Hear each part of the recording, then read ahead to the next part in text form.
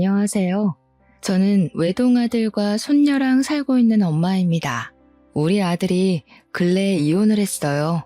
앞으로 평생 남을 이 상처를 어떻게 위로해주면 좋을까 조언을 좀 얻고 싶어서 이래저래 알아보다가 사연까지 오게 되었네요. 저는 사별해서 남편을 잃었지만 영혼을 약속한 배우자와 갈등으로 인해 갈라져야 했다면 얼마나 상처가 크고 더 지옥 같을지 감히 가늠할 수가 없네요. 부디 제 사연을 들어보시고 마땅한 조언들 한마디씩 남겨주셨으면 좋겠어요.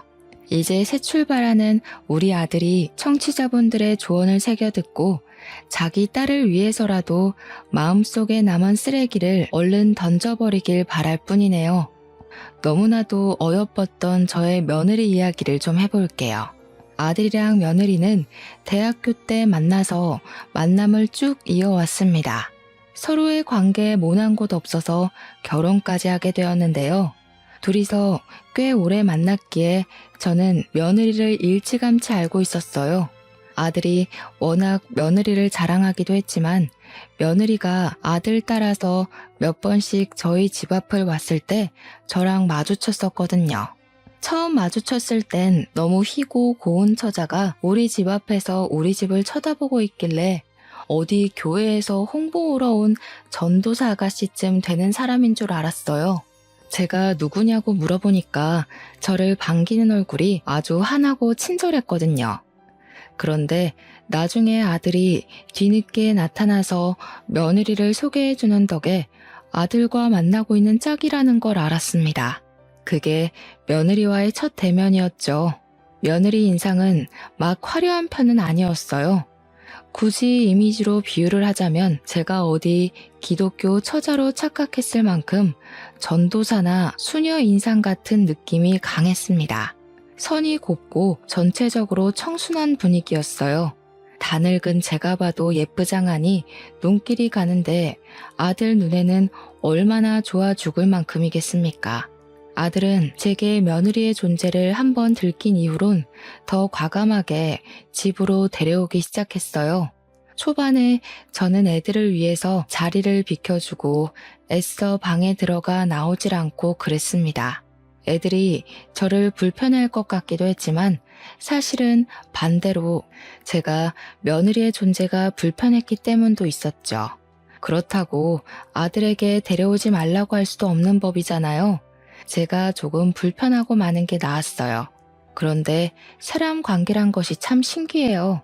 낯선 사람이라도 얼굴 자주 보이고 마주보며 웃는 날이 늘어가면 정이 든다고 며느리와 알고 지낸 지 한 해 두 해가 넘어가자 더 이상 제가 자리를 피하지 않게 되더라고요. 저도 모르게 며느리에게 먼저 인사를 하기 시작했고 밥 한 끼라도 더 먹여서 보내려고 잔소리하기도 했어요. 그렇게 지내다 보니 저와 아들 그리고 며느리의 관계는 5년이 지난 어느덧 당연한 사이가 되어버렸습니다. 며느리는 당연하게 저를 어머님이라 불렀고 저는 며느리를 딸처럼 이름을 부르게 되었죠. 게다가 한두 해 지났을 땐 아들을 통해서 며느리를 챙겼던 걸 그 이후에는 며느리에게 직접 연락해 며느리만 집으로 불렀던 적도 많아졌습니다. 사실상 저희들은 애들 식만 안 올렸지 이미 한 식구나 다름없었어요. 애들이 결혼을 하게 된 건 자연스러운 순서나 마찬가지였습니다.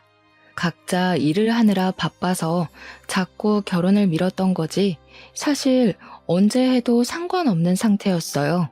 결혼 자금은 당연히 각자 마련이 되어 있는 상태였고 결혼 허락은 더더욱 필요 없었고요. 그래서 그런가 애들이 더 마음 놓고 날짜 잡는 것에 그리 큰 신경을 안 두더라고요. 저도 애들 뜻 존중해서 나중에 여유 생길 때 결혼하면 되지 싶어 내버려 뒀습니다. 그래서 우리 애들이 식 언제 올렸냐면요. 더 이상 미룰 수 없는 시기가 와버렸을 때였어요. 며느리가 임신을 했거든요. 임신 사실을 알고 나서부터는 결혼식이 속전속결로 이루어졌습니다. 저까지 덩달아 바빠져서 그 시기에는 한참 정신이 없었네요. 그래도 마음만큼은 편했습니다.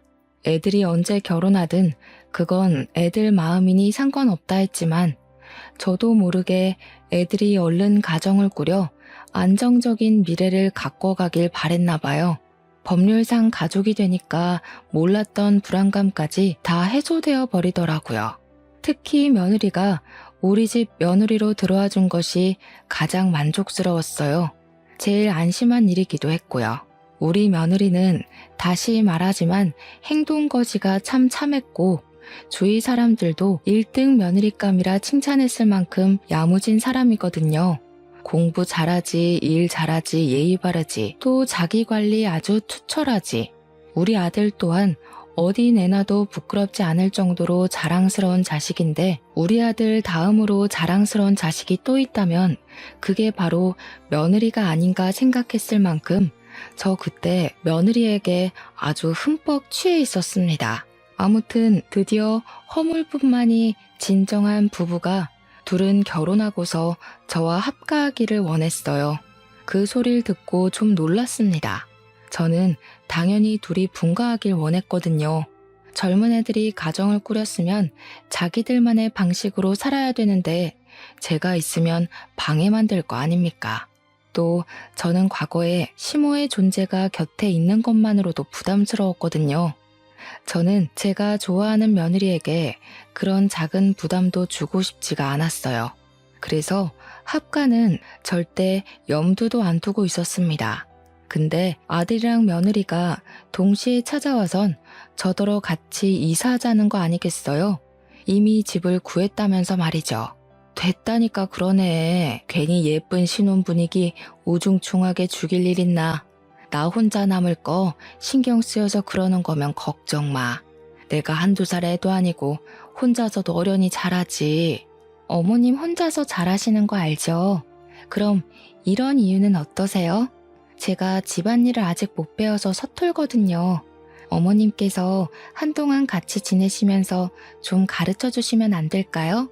저 뱃속에 아이도 있는데 집안일까지 감당 안 되면 힘들 것 같아서요. 제가 결국 합가를 허락하게 된 이유가 바로 이것입니다. 며느리가 임신 중이란 사실을 망각했던 건 아니지만 며느리가 추후 집안일 신경 쓰느라 몸 관리를 못할 수도 있다는 사실은 깜빡해버렸어요. 생각보니까 애들이 맞벌이 하기 때문에 아이를 출산하는 것과 상관없이 밥조차 제대로 못 챙겨 먹을 것 같더라고요. 곰곰이 고민해보니 분가하면서 세금을 이중으로 내며 서로 마이너스 영향만 받을 바엔 합가하는 쪽이 훨씬 긍정적 영향이 많다는 걸 깨달았습니다. 그래서 저는 아들과 며느리의 제안을 받아들였고 애들 신혼집으로 이사를 가게 되었죠. 민폐가 되지 않겠다고 다시 한번 마음 다잡으면서 어쩌면 잘된 일이라고도 생각했어요. 요즘 젊은 사람들 여자고 남자고 다 일하니까 집안일에 능통하지 못한 거 당연하잖아요. 저 같은 옛날 여자들이야 집안일에 도가 텄죠. 주부 구단이란 말은 저 때나 있는 말이기도 하고요. 또 며느리가 건강하게 순산을 하려면 제가 이리저리 챙길 것이 많을 것 같았어요. 사돈댁은 지방이라 너무 멀어서 한 달에 한 번 오는 것도 버겁거든요. 딸을 둔 엄마 입장에서 임신한 딸이 얼마나 걱정되겠습니까? 저라도 대신 며느리 챙기면서 사부인 마음 놓게 해야죠. 며느리는 일 인계할 사람 구해지고 난 후에 휴직계를 냈습니다. 그리곤 저랑 둘이 집에서 시간을 많이 보냈어요. 저는 며느리를 위해서 늘 산모에게 좋은 음식이나 약, 운동 등을 강구하기도 했어요. 며느리는 며느리로서 저를 잘 따라주었습니다. 저희는 아들 없이 함께 보내는 시간에도 갈등 한 번이 없었어요. 마음 잘 맞는 며느리를 만나면 이렇게 잘 지낼 수 있다는 걸 우리 며느리를 통해서 알았네요.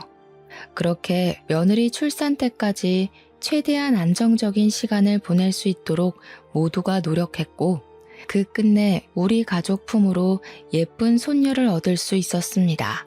손녀를 처음 만난 그날은 우리 가족이 진정한 가족이 된 이후 두 번째로 큰 행복을 느꼈던 시간이었어요.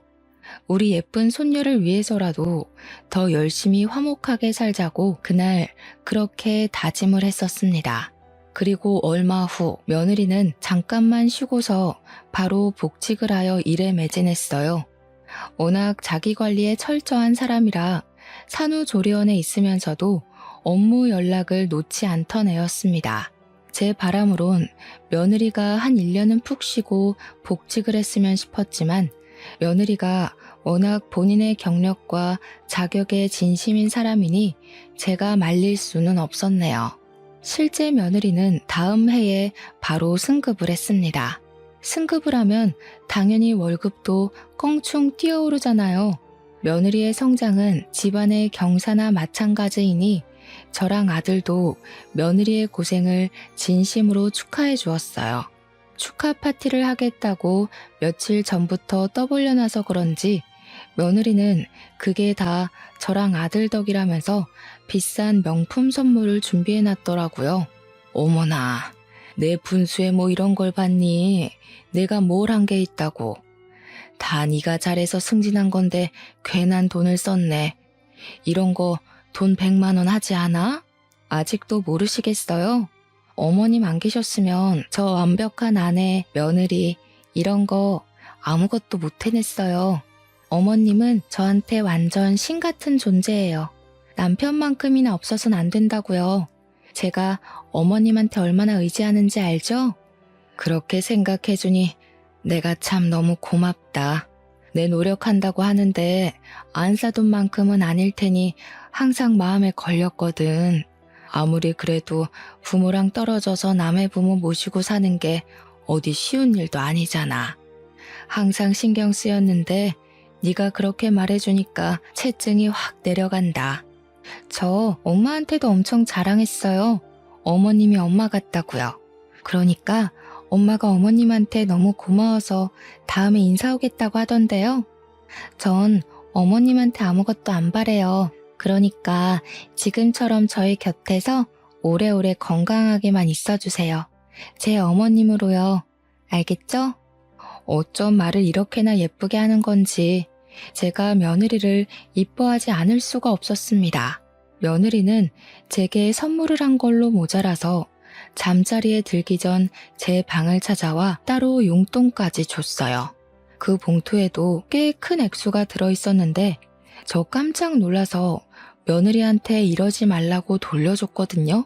그랬더니 며느리가 꿋꿋하게 쥐어주면서 손녀 봐주는 것이 고마워서 표현하고 싶은 마음이라고 하더라고요. 말리고 싶어도 역시나 며느리 고집 때문에 그럴 수 없었습니다. 며느리가 지금 안 받으면 제가 받을 때까지 쫓아다닐 거라고 하길래요. 그때부터 저는 며느리가 주는 돈을 받기는 하되 따로 모아놨어요. 정말 필요할 때 쓰고 싶었거든요. 혹시라도 며느리한테 급한 일 있으면 도와주고 싶기도 했고요. 어쨌든 갈수록 더 애틋하고 감사한 며느리의 마음에 화답하고 싶었던 저는 그 마음을 몸으로 때웠습니다. 아들뿐만 아니라 며느리가 끼니 건강하게 먹고 일할 수 있도록 식단에 특히 신경 썼고 집안일은 내 선에서 처리했고 예쁘게 낳아준 손녀까지도 애들 성가시지 않게 잘 돌봤죠. 남들이 봤을 때 가사 도우미냐 베이비시터냐 그렇게 볼 수도 있어요.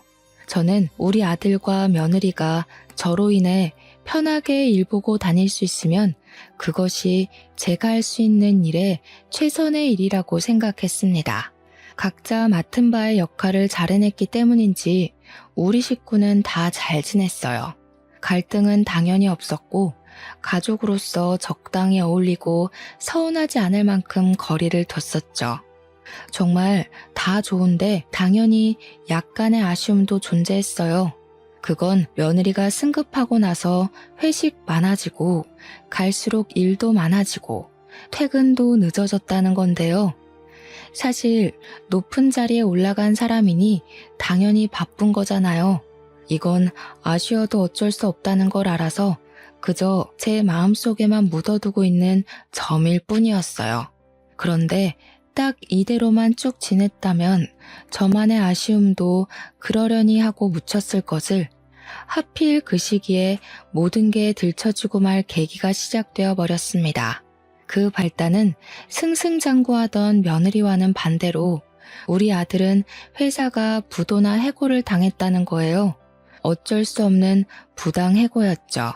그나마 다행이라고 볼 수 있는 건 며느리 덕분에 우리 집이 먹고 살기 어려운 형편은 아니었다는 겁니다. 아들은 해고를 당하고 한 일주일은 알아 누워 있었어요. 딸을 볼 낯도 없어서 밥상머리 앞에 제대로 앉아있지도 못했죠.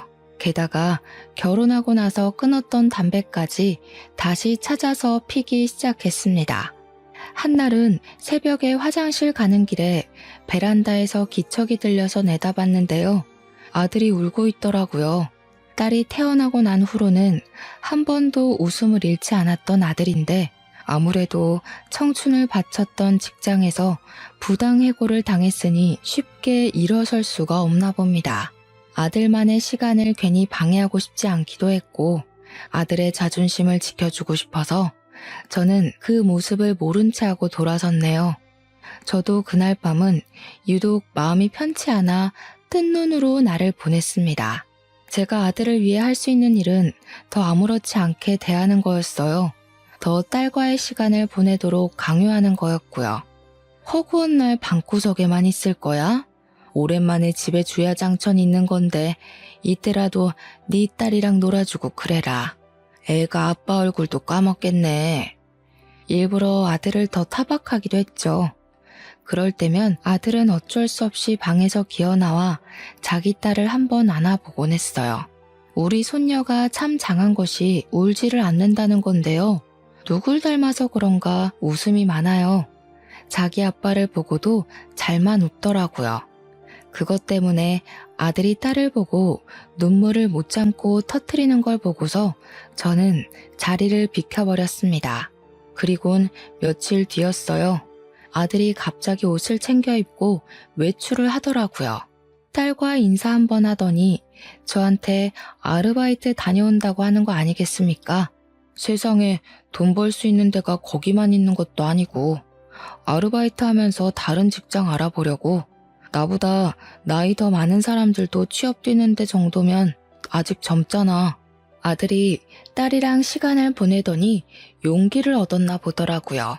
자식이 있어서 가만히 있을 수 없었던 아들은 끝내 배달 아르바이트를 먼저 시작했습니다. 자랑스러웠어요. 우리 아들이 한층 성장한 어른 같았고 한 집안의 가장으로서도 자격이 있는 것 같아 뿌듯했습니다. 그런데 며느리는 아들이 배달 일을 한다고 하니까 좀 못마땅했나 봐요. 어느 날 방에서 아들이랑 며느리가 처음으로 투닥거리는 소리가 들리더라고요. 제가 감히 끼어들 사이는 아니라고 생각했지만 대화 내용이 바깥까지 들려서 집중을 안 할 수가 없었습니다. 아무리 그래도 그렇지 여의도 구간 도는 거면 나 회사 다니는 동네잖아. 우리 회사 사람들이 당신 알아보기라도 하면 어떡해? 당신은 와이프가 회사에서 창피당했으면 좋겠어? 내 생각은 안 해? 너네 회사 주소로 된 배달은 안 받으면 되잖아. 그리고 그 사람들이랑은 결혼식 때 한 번 봤는데 뭘 어떻게 알아본다는 거야? 우리 회사 사람들이 눈썰미 얼마나 좋은데 우리 청첩장 돌렸을 때 당신 얼굴 팔렸거든? 우리 집이 배달해야 될 정도로 어려운 게 아닌데 왜 뜬금없이 나서서 고생하냐고. 너무 안타까운 상황이라 생각했습니다. 어쩌다가 사이좋던 애들이 이렇게까지 싸우는 일이 와버렸는지. 부부 일에 이래라 저래라 참견할 입장이 못 되었던 저는 그저 손녀만 안고서 자리를 피할 수밖에 없었어요. 속으로 애들끼리 지혜롭게 관계를 잘 풀어나가길 빌 뿐이었죠. 그런 상황에서 갈수록 안타까운 건 우리 손녀였어요. 엄마라는 사람은 높은 직급이라 바쁘고 아빠라는 사람은 늦은 밤까지 아르바이트 뛰느라 바쁘니 우리 손녀가 시간이 지날수록 더 부모 품에 안겨보질 못하는 겁니다. 한참 중요할 시기인데 이래도 되나 싶어 저도 점점 마음이 조급해지더라고요. 손녀가 저를 좋아해서 울지 않는 건 다행이지만 멀리 생각해보면 이게 다행인 줄도 모르겠어요. 확실히 이때부터 저희 가족이 뭔가 잘못되고 있는 기운은 느껴졌습니다. 그렇게 어느 날이었어요. 우리 손녀는 9시가 되면 꼬박 잠을 잘 잤는데요. 그날은 다소 늦게 잤습니다. 거의 11시 다 돼서 잠이 든 걸로 기억해요. 그래서 제가 집안 정리를 좀 늦게 시작했었거든요. 그런데 한 1시쯤이었나? 누가 도어록을 자꾸 틀리게 눌리는 겁니다. 자꾸 신호음이 울려서 혹시 손녀가 깰까봐 황급히 인터폰 확인했어요.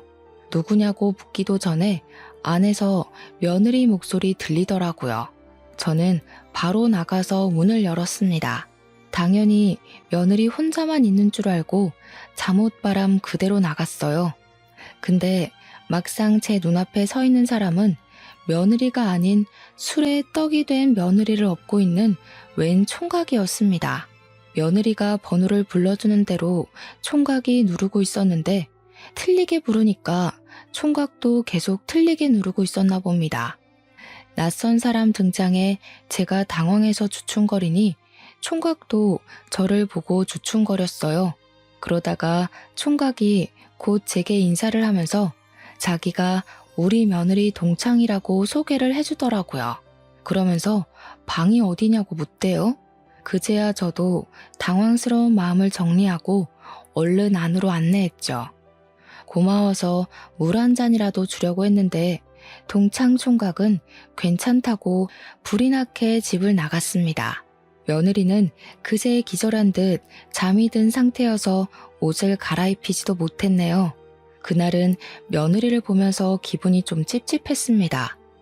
그전에도 술을 진탕 마시고 와서 쓰러지듯 잠을 잔 적은 많았어요. 그게 당연히 회식 때문인 줄 알았거든요. 근데 그날은 동창한테 업혀온 거라서 많이 의아했어요. 그럼 매일 일하느라 늦는 것도 아니고 회식을 하는 것도 아니라는 소리잖아요. 그 사실을 알게 되니 기분 좀 별로더라고요. 자식이 없는 여자도 아닌데 퇴근 일찍 하면 딸이랑 시간 보내러 집에 좀 올 것이지 겨우 생긴 시간마저 동창이랑 술 약속으로 보내버리다니. 제 입장에선 좀 많이 서운하고 이해하기 어려웠습니다. 그래서 다음날 아침에 일어난 며느리에게 물을 수밖에 없었어요. 며느리는 어제 입은 옷 그대로 얼굴 정리도 안 하고 나와서는 물을 마시더라고요. 거실에서 제가 손녀 밥을 먹이고 있었는데 그건 하나도 궁금하지 않는 태도였습니다. 그저 자기 배만 문지르면서 국 하나만 끓여주면 안 되냐고 저한테 부탁하더군요. 무슨 술을 그렇게 먹었니? 듣자 하니 동창이랑 만나서 술 한잔 한 것 같던데. 그날은 일이 일찍 끝났던 거야? 그럼 다른 약속 잡지 말고 집에 오지 그랬어. 아, 어머님 들으셨구나. 일이 일찍 끝났다기보단 동창이 저희 회사랑 계약한 하청업체 직원으로 있더라고요. 반가워서 따로 만났어요. 앞으로 잘 부탁한다고 인사도 할 겸요. 그러니?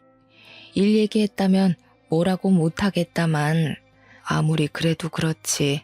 애엄마인데 술이 떡이 돼서 외간 남자한테 업혀오는 건 좀 아니지 않나 싶다. 그러다 무슨 일 생기면 어쩌려고 그래. 아이 엄마가 조신하지 못하게. 어머, 제가 그랬나요?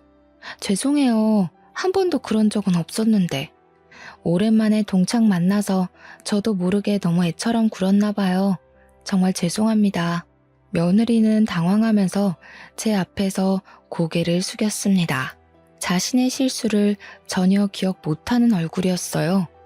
아무것도 모르는 애한테 제가 뭐라고 더 얘기를 하겠습니까? 앞으로 조심하고 술 좀 조절해서 마시라고만 한 뒤 얘기를 마무리했습니다. 그러나 사람은 고쳐먹는 거 아니라고. 아니 땐 굴뚝에 연기가 나겠습니까? 그날 며느리의 아슬아슬했던 실수가 가정 불화의 시작에 불과했다는 걸 진작 알지 못해서 화를 피하지 못했는데요. 며느리에게 진심 어린 사과를 받고 나서 며칠 후의 일이었어요. 며느리 전화로 며느리 차에 라이트가 켜져 있다는 전화가 온 겁니다. 그날도 며느리는 술에 떡이 돼서 집에 왔고 늘 그랬던 것처럼 기절해 있었어요. 그래서 제가 며느리 전화를 대신 받아서 며느리 차 키를 들고 손녀까지 업고서 내려갔죠. 며느리 차에 올라타 라이트를 끈 뒤 바로 내리려고 했습니다. 그런데 그때였어요. 어디서 자꾸 메신저 알림 소리가 울리더라고요. 무시하고 내리기엔 계속해서 울리는 것이 끈질기게 제 발목을 붙잡았어요. 대체 뭔가 싶어서 차 주변을 둘러봤습니다. 그러다 조수석 바닥에서 웬 휴대폰이 엎어져 있는 걸 발견했죠. 그건 당연히 집에 퍼질러져 있는 며느리 휴대폰은 아닐 거라 생각했어요. 배달가 있는 우리 아들 것도 아니라고 생각했고요. 그렇다면 이 휴대폰의 주인은 며느리 지인의 것인가? 그런 생각을 하면서 돌려봤습니다. 그때 메신저가 한 번 더 날라왔는데요. 배경 화면이 번쩍하고 빛나더라고요. 그 순간 며느리와 낯선 남자가 다정하게 어울려 있는 모습이 큼지막한 사진으로 나타났습니다. 저 그걸 보고 너무 놀랐어요. 혹시 사람을 잘못 봤나 싶어서 몇 번이나 여자 인물을 들여다봤지만 분명 제가 아는 며느리가 맞더군요. 심장이 철렁 내려앉았어요. 대체 이게 뭔가 싶어서 당장 휴대폰을 열어봤습니다. 다행히 비밀번호가 없어서 열어보는 게 가능하더라고요.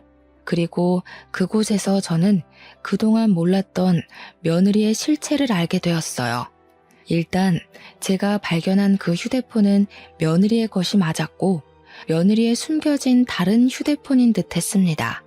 휴대폰에 담긴 정보 안에서는 평소 수녀 같기만 하던 참한 며느리의 이미지가 아닌 180도 반대되는 낯선 여자의 모습들이 가득했어요. 며느리가 우리에게 숨겨왔던 불륜의 취향, 불륜의 현장이 무궁무진하게 펼쳐져 있었습니다. 그리고 대화방에는 무슨 차장님, 부장님, 후배님 등등 직위 이름으로 채팅창이 나뉘어 있었어요. 왜 이런 불륜 가득한 휴대폰에 며느리 회사 사람들이 담겨 있나 싶어서 눌러봤거든요. 불편해서 칭얼거리는 손녀까지 살살 달래가며 그 자리에서 다 읽어봤는데요. 저 정말 정신 나갈 뻔했습니다. 며느리가 출산하고 나서 승급한 이유가 여기에 있었더라고요. 며느리는 개인 업무 능력으로 승진을 한 것이 아니라 부장님, 차장님 등등 직위 높은 사람들에게 몸을 쓰면서 개인적인 흑심을 산 거였어요. 그걸로 모자라 며느리는 자기보다 후배인 직원들과도 아주 바쁘게 바람을 폈는데 젊은 남자들과는 한 자리 얻기 위해서라기보단 그냥 애인으로 지냈더군요. 그러니까 며느리는 나이 많은 남자를 통해 자기 미래를 보장받으려 했던 거고 어린 남자를 통해선 대접받고 싶은 욕구를 채운 거였어요. 아마 가정에 대한 욕심이나 심리적인 안정감도 놓치지 않고 싶어서 결혼을 했던 게 아닌가 싶어요. 며느리에게 어떤 마음이 우선이었는지 모르겠지만 뭐가 됐든 며느리와 결혼을 했다면 결국 끝은 파국이 될 거라는 게 중요한 중점 아니겠습니까? 모든 사실을 알게 된 저는 너무 혼란스러워서 입을 틀어막고 울음을 터뜨렸습니다. 그동안 며느리를 믿고 지냈던 수년의 세월이 필름처럼 지나갔어요. 단 한순간도 며느리에게 진심이 아니었던 마음이 없습니다. 딸이 아니지만 딸처럼 아꼈고 엄마가 되어주고 싶었던 마음도 다 진심이었거든요. 제 아들이 며느리를 속상하게 안 했으면 좋겠기에 아들 앞에서 며느리 편을 들어준 적도 덜어 있었습니다. 며느리 같은 며느리는 그 어디에도 없을 거라 단언했어요. 며느리를 볼 때마다 하늘에서 떨어진 천사라고 비유하며 이웃들에게 자랑했어요. 그런데 불륜이라뇨. 그 착한 아이가 가정 파탄의 주범이라뇨. 한 놈도 아니고 제 눈으로 확인한 놈들만 해도 무려 5놈이나 됩니다. 며느리에게 상간남이 있다는 것도 충격인데 한 번에 발견된 놈이 5명이나 될 때 다들 기분이 어떠시겠어요? 제 아들은 지금 제 새끼랑 마누라한테 부끄러운 남편, 아빠 안 되려고 밤낮으로 뛰고 있단 말입니다. 자기 남편이 배달 아르바이트 하면서 가정을 위해 최선을 다하고 있는 줄 알면 적어도 한눈 파는 일은 하지 말아야죠. 어떻게 가족 얼굴에 똥칠을 한답니까? 불쌍한 내 아들. 마누라가 밖에서 한눈 팔고 다니는 줄도 모르고 지금 누구를 위해서 자기 몸 부서져라 일을 하고 있는 건지 눈물이 나다 못해 화가 났던 저는 일단 이 불순한 휴대폰을 숨겨서 집에 들고 올라갔습니다. 며느리는 여전히 술에 찌들려서 자고 있더라고요. 그 모습이 꼴보기 싫어 베개를 들고 얼굴을 한 대 내리쳤어요. 이 천벌 받을 것. 내 손녀 절대 너한테 안 보낸다. 내가 지옥 불구덩이에 떨어지는 한이 있더라도 니년 다 망가지는 꼴 꼭 만들 거야. 감히 우리 아들이랑 우리 손녀 얼굴에 먹칠한 거 가만 안 둘 거다. 그대로 며느리한테 베개 던져주고 방을 나왔습니다. 술에 취해서 아무것도 모르는 걸 알기 때문에 과감하게 저질렀던 행동이죠. 예상대로 며느리는 아무것도 모르고 아무 일도 없었다는 듯 고상한 척하며 출근을 했습니다. 저는 평소처럼 며느리의 식사를 챙겨줬어요. 일단 이 사실을 어떻게 해야 할지 몰라서 티를 내지 않기로 했거든요. 아들한테 말을 하고 싶은데 혹시라도 아들이 이 사실 알고 상처받아서 나쁜 선택이라도 할까봐 이걸 밝히는 게 맞는지 아닌지 고민이 되더라고요. 한참 생각하다가 결국 결정한 것이 전문가의 도움을 빌리는 게 좋겠다는 거였는데요. 저 여태 며느리가 줬던 용돈 안 쓰고 모으고 있었거든요. 그걸로 며느리를 위해서 나중에 쓰려고 했다 했잖아요. 아무래도 변호사를 선임해야겠다는 생각이 들더라고요. 저는 바로 변호사 사무실을 알아봤고 제법 유능한 사람으로 구해서 찾아갔습니다. 제가 갖고 있는 증거물 제출했어요. 무려 5명이나 되는 며느리의 상간남 존재에 변호사도 놀라더라고요. 변호사 말이 사실 이 정도면 굳이 몰래 소송하지 않더라도 며느리가 맞고소할 수 없다고 확언하는 겁니다.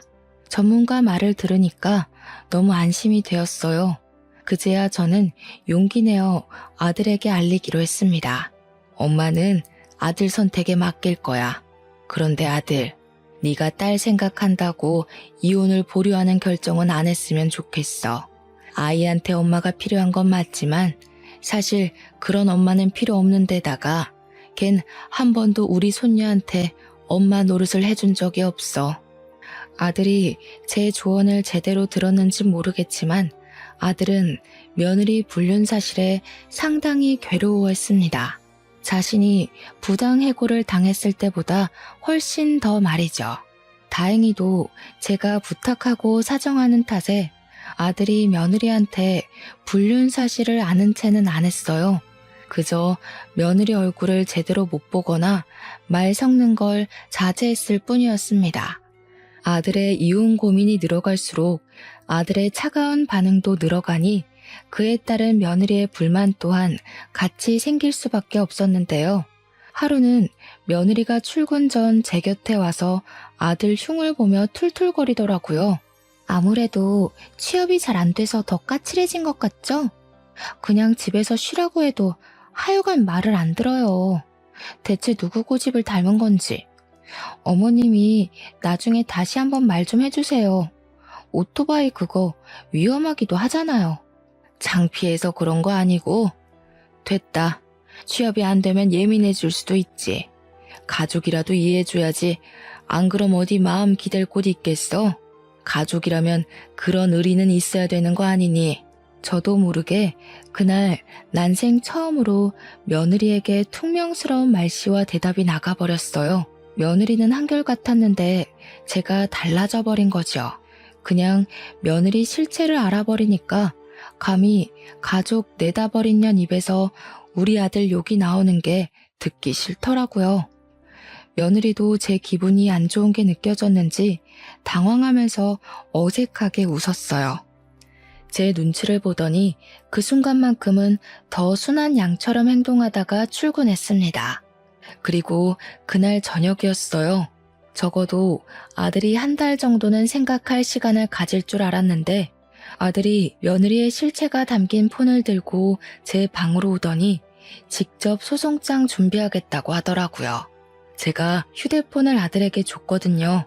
며느리를 용서해 줄 거면 네 손으로 직접 증거물 없애라고 말이죠. 그랬더니 아들이 도무지 며느리의 이중 생활을 눈 감아줄 수가 없었나 봐요. 저는 아들의 결정에 얼마나 가슴을 쓸어내렸는지 모릅니다. 안아서 장난감 물고 있는 손녀를 안으며 제대로 큰 결심을 했어요. 그리곤 바로 아들한테서 며느리 폰을 받아서 며느리 폰에 저장된 불륜남들에게 다 연락을 돌렸습니다. 후배 직원 1명 말고는 나머지 4명은 유부남이더라고요. 그래서 더 쉬웠어요.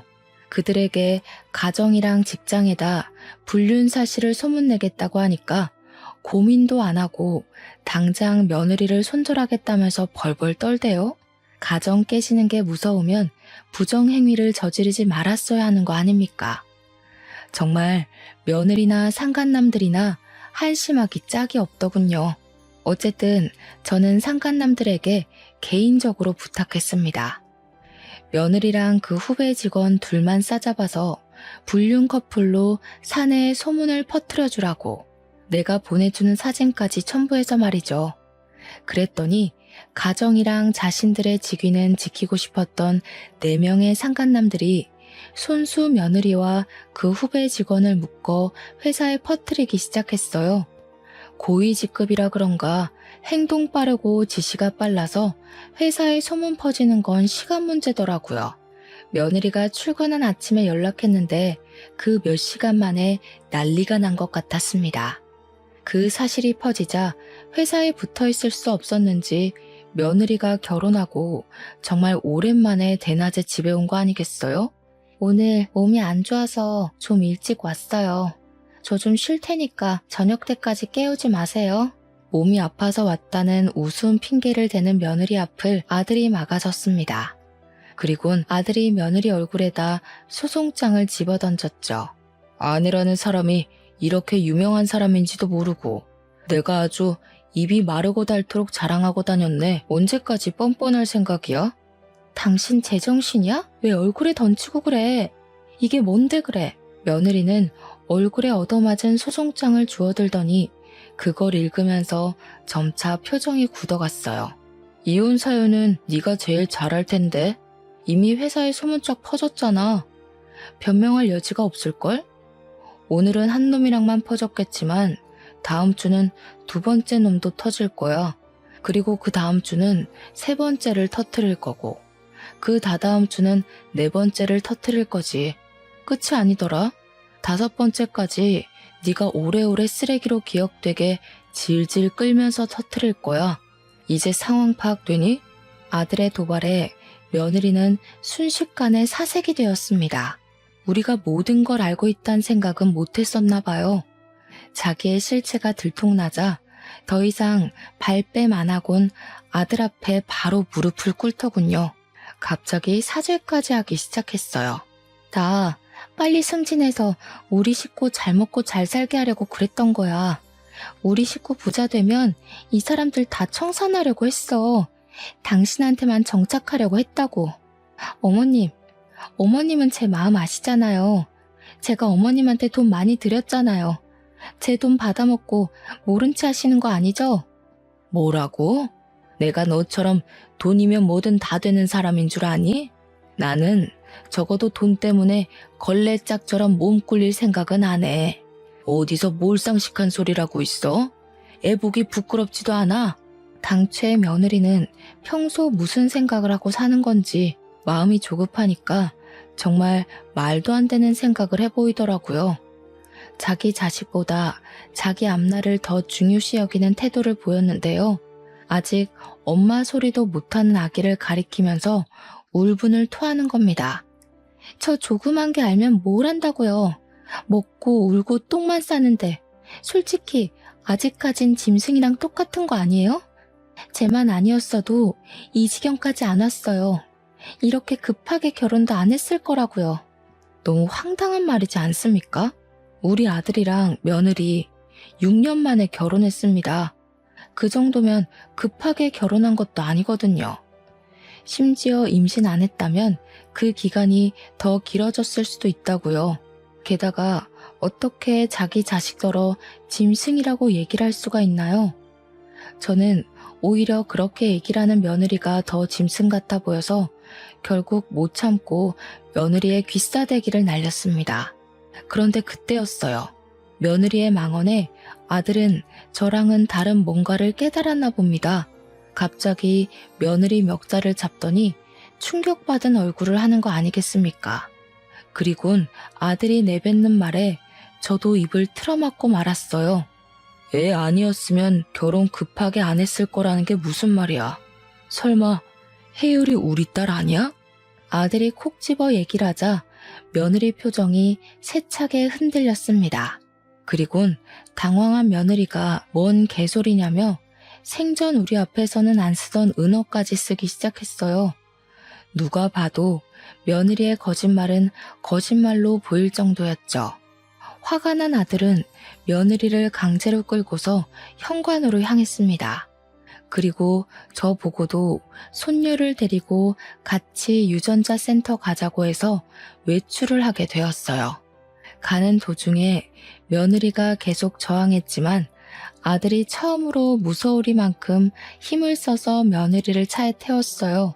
그리고 몇 시간 뒤 센터에서 받은 서류로 인해 절망적인 사실이 밝혀졌습니다.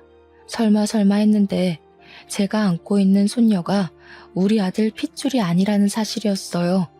손녀를 안고 있던 저는 그대로 주저앉아서 눈물을 터뜨렸습니다.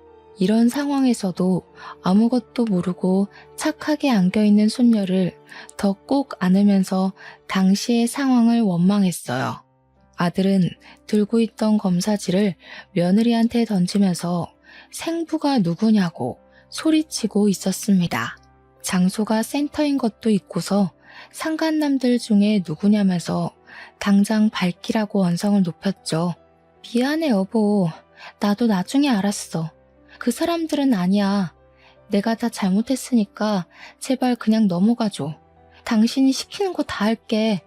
내 급여 당신이 관리하겠다고 해도 아무 말 안 할게. 내 전 재산 다 줄게. 그러니까 제발 부탁이야. 아무것도 묻지 마. 뒤져보면 알겠지.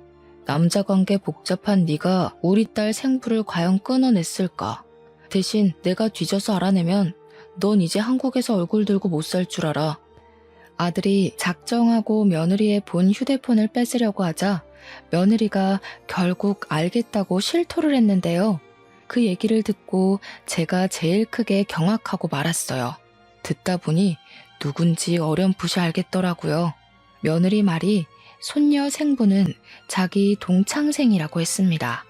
그 말을 듣자마자 생각나는 사람이 있었어요.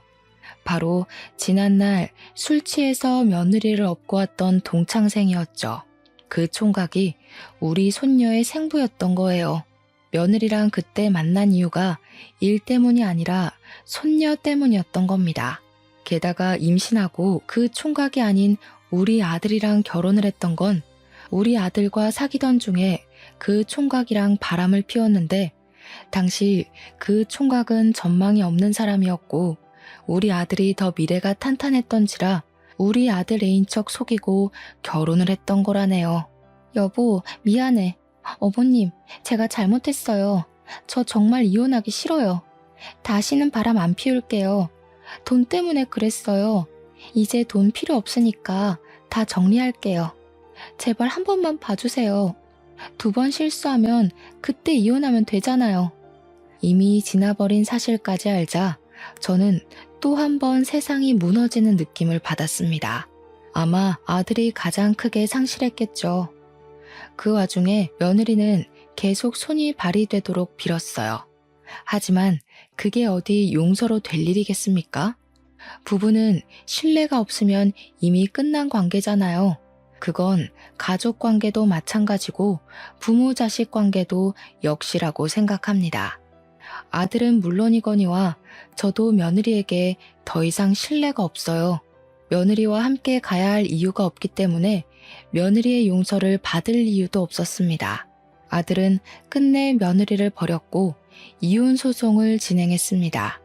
그뿐만 아니라 손해배상 청구까지도 하게 되었죠. 그리고 무려 5명의 상간남에다 손녀의 생부까지 해서 총 6명의 상간남에게 상간자 소송을 진행했어요. 또 며느리에게 양육권 청구도 빠짐없이 요구했고요. 며느리는 우선 불륜 소문이 나자마자 회사에서 사직당했습니다. 소문이 좀 길게 퍼져서 그 뒤로도 같은 계열사 취직은 어려울 거예요. 게다가 그 4명의 유부남 집안에서 상간녀 소송까지 당하는 바람에 전 재산을 잃고 빚쟁이가 되었다고 들었거든요. 어디 일용직 아르바이트나 뛰지 않을까 싶습니다. 그런 여자 소식 더는 불경스러워서 관심 끊다 보니 여기까지만 알고 있고요. 일단 우리 아들은 다행히 취직에 성공했어요. 큰일 치르면서도 취업 준비를 손 놓지 않더니 결국 괜찮은 회사에 들어갔습니다. 이제 막 들어가서 적응하려면 시간이 많이 필요할 거예요. 그리고 우리 예쁜 손녀는요. 비록 우리 아들 핏줄은 아니지만 이미 쓰레기 부모한테는 못 보낼 만큼 정이 생겨버려 제가 데리고 살기로 했어요. 한 번도 제 손녀 아니라고 생각해 본 적 없었고 태어난 후로 제 품에 가장 많이 안겨 있었던 아이거든요. 이 예쁜 아이를 어떻게 떼어놓겠습니까? 우리 아들도 자기 성을 딴 손녀를 친자식으로 생각하고 있어요. 그래서 힘내고 새 출발하려는 거거든요. 이혼하면서 아마 아들이 가장 많이 힘들었을 텐데 쉬지도 못하고 뛰기만 하는 것 같아서 좀 많이 걱정됩니다. 아들이 워낙 내색하는 편이 아니라 제가 또 대놓고 위로도 못하겠어요. 속병이 나면 안 될 텐데 그렇게 저 혼자만 전전긍긍하고 있네요. 시간이 약이라지만 괜히 힘이 돼주는 말 한마디 해주고 싶어요. 혹시 부담스럽지 않은 조언이 있다면 한마디씩 알려주세요. 우리 아들이 보고서 내심 위로를 받을 수 있었으면 좋겠습니다. 아무쪼록 일이 잘 풀린 거라 생각하고 열심히 살아보도록 하겠습니다. 저도 우리 아들이랑 손녀를 위해서 건강관리 잘하면서 곁에 오래오래 머물러 보려고요. 긴 사연 여기서 끝마칠게요. 들어주셔서 감사합니다.